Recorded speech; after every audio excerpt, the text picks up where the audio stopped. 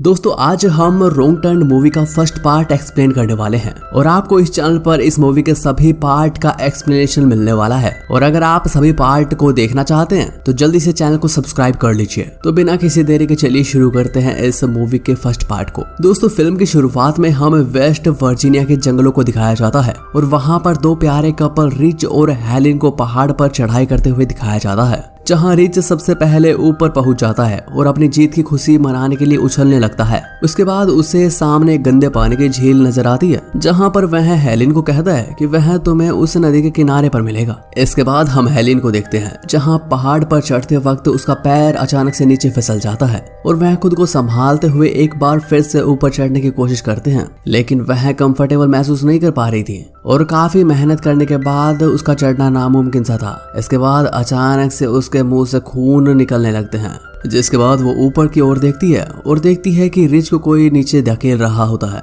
इसके बाद हेलेन की रस्सी को भी ऊपर खींचने लगता है, जहां पर हेलेन अपना बचाव करने के लिए रस्सी को नीचे से काट देती है और देखती है कि वहां रिच की लाश पड़ी हुई थी। और यह सब देखने के बाद वो एकदम से डर जाती है और तेजी से अपनी गाड़ी की तरफ भागने लगती है, लेकिन भागते वक्त उसका पैर एक झाड़ी में अटक जाता है और वहां वो गिर जाती है। इसके बाद पीछे से उसे कोई खींच लेता है। इसके बाद हमें मूवी में इलाके के बारे में सूचित किया जाता है जहां पर कोई भी व्यक्ति जाकर वापस नहीं आया है और यहां पर एक के बाद एक गाड़ियां लापता होने की खबर चल रही थी और इसके बाद इलाके में खौफनाक जानवर होने की आशंका जताई गई।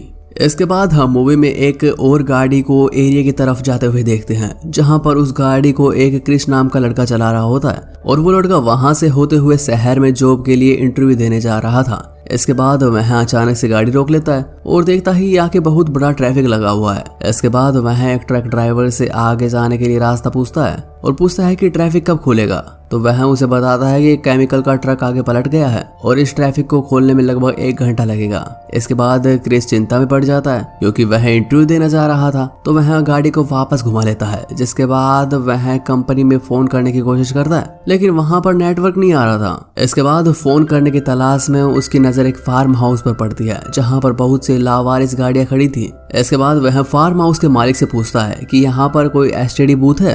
तभी फार्म हाउस का मालिक उसे बताता है कि नहीं, यहाँ पर कोई एसटीडी बूथ नहीं है। इसके बाद उसे एक मोबाइल एसटीडी दिख जाता है और वहाँ फोन करने की कोशिश करता है, लेकिन वह भी खराब पड़ी थी। इसके बाद वह शहर जाने के लिए शॉर्टकट रास्ता पूछने लगता है। इसके बाद मैप में उसे एक छोटा सा रास्ता दिखता है और वह आगे रास्ते को फॉलो करते हुए आगे बढ़ता है, जहां पर कुछ देर चलने के बाद उसे 2 कच्चे रास्ते दिखाई पड़ते हैं, जिनमें से एक रास्ते पर बोर्ड लगा हुआ था, जिसको देखने के बाद वह छोटे वाले रास्ते से आगे जाता है, जहां पर एक मरा हुआ हिरण देखता है और उसको देखने के चक्कर में उसकी गाड़ी एक दूसरी गाड़ी से एक्सीडेंट हो जाती है। तभी उस गाड़ी का मालिक और सभी लोग बाहर निकलते हैं और पूछते हैं कि क्या वे ठीक है और पूछते हैं कि उसे कहीं लगी तो नहीं। जिसके बाद क्रिस उनसे माफी मांगता है और गाड़ी रिपेयर करवाने के लिए कहता है। इसके बाद क्रिस कुछ मदद के लिए जंगल की ओर जाने लगता है और जहां पर वो एक नेवला मरा हुआ दिखता है और आगे चलकर उसे गाड़ी चली हुई दिखाई देती है, जहां पर वो समझ जाता है कि यहाँ पर बहुत ज्यादा खतरा है। इसके बाद हम फ्रांसिन और इवान को देखते हैं, जो कि गाड़ी की देखभाल करने के लिए वहां पर रुके हुए थे।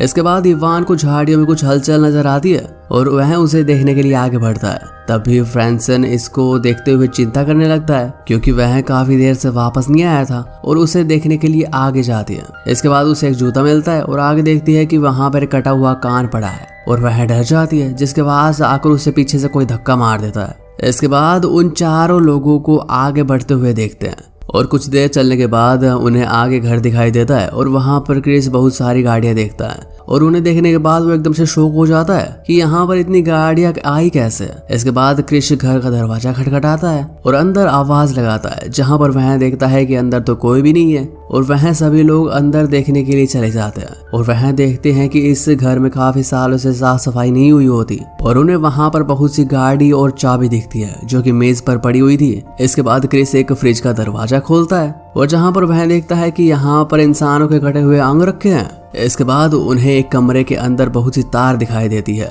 और वह तार बिल्कुल वैसी ही होती है जिनसे उसकी गाड़ी का टायर फट गया था। इसके बाद उन्हें बाहर एक गाड़ी आती हुई दिखाई देती है। इसके बाद वो चारों उस घर में छिप जाते हैं क्योंकि पीछे से भागने के लिए दरवाजा खुला नहीं था और इसके बाद वो खौफनाक जानवर आ जाता है जहाँ पर वो फैंसी की बॉडी नीचे गिरा देता है और उसे देखने के बाद वह लोग एकदम से सदमे में आ जाते हैं। और इसके बाद हम उन 3 खौफनाक इंसानों को देखते हैं जो कि फ्रांसिन की बॉडी उठाकर उस टेबल पर रखते हैं और चीर फाड़ करने लगते हैं, जहाँ पर जैसी जोर जोर से चिल्लाना शुरू कर देती है। लेकिन तभी क्रिस उसके मुंह पर हाथ रखकर उसका मुंह बंद कर देता है और उसे चुप कर देता है। उसके बाद हम देखते हैं कि वह 3 आदमखोर इंसान सो जाते हैं, जिसके बाद एक आदमखोर इंसान की नजर उन पर पड़ जाती है और वह सब लोग जंगल की तरफ भागने लगते हैं और सभी लोग उनको ढूंढने लगते हैं। जिसके बाद क्रिस उन लोगों की कार चुराने का प्लान बनाता है। तभी एक खौफनाक इंसान क्रिस के पांव पर गोली मार देता है और वह गिर जाता है। तभी उनमें से एक आदमी उनकी गाड़ी चुरा लेता है और वह तीनों वहां से भाग निकलते हैं। और कुछ देर चलने के बाद उनका ट्रक एक दलदल में फंस जाता है और उन्हें ट्रक को वहीं छोड़ना पड़ता है। तभी उन्हें एक वॉच टावर दिखाई देता है, जिन्हें देखने के बाद वहां वो ऊपर चढ़ जाते हैं और जहां पर उन्हें एक फर्स्ट एड बॉक्स और पुराना रेडियो मिलता है।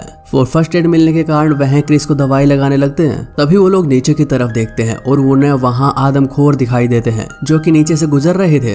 तभी वो खौफनाक इंसान टावर पर चढ़ जाते हैं और इसके बाद वो बचने का प्लान ढूंढने लगते हैं। लेकिन अब वो सोचते हैं कि अब वो बुरी तरह से फंस चुके हैं और अब कोई रास्ता नहीं है। इसके बाद वो तीनों वहां पर आग लगा देते हैं और खुद आग से बचने के लिए वो तीनों एक पेड़ पर कूद जाते हैं, जहां पर हम देखते हैं कि 3 आदमखोर पेड़ पर चढ़ना शुरू कर देते हैं। तभी एक आदमखोर उनमें से एक को मार देता है। तभी उस आदमखोर का नीचे पैर फिसल जाता है और वह नीचे गिर जाता है। इस मौके का फायदा उठाकर क्रिस और जैसी वहां से भाग जाते हैं और झरने की ओर निकल जाते हैं। और अब सुबह होने के बाद आदमखोर आकर उन दोनों पर वार करना शुरू कर देते हैं, जिससे क्रिस नीचे की तरफ गिर जाता है और वह लोग जैसी को उठाकर अपने साथ ले जाते हैं। इसके बाद क्रिस को पुलिस की गाड़ी आते हुए नजर आती है, जहां पर वह पुलिस वालों को बताता है कि जंगल में बहुत सारे ऐसे लोग हैं जो दूसरों को मार कर खा रहे हैं। और ये सब सुनकर पुलिस वाले भी काफी चौंक जाते हैं। तभी आदमखोर आकर पुलिस वाले की आंख में तीर मार देता है, जहां पर पुलिस वाले की मौत हो जाती है और वो वहां आदमखोर पुलिस वाले को उठाकर अपने साथ लेकर जाते हैं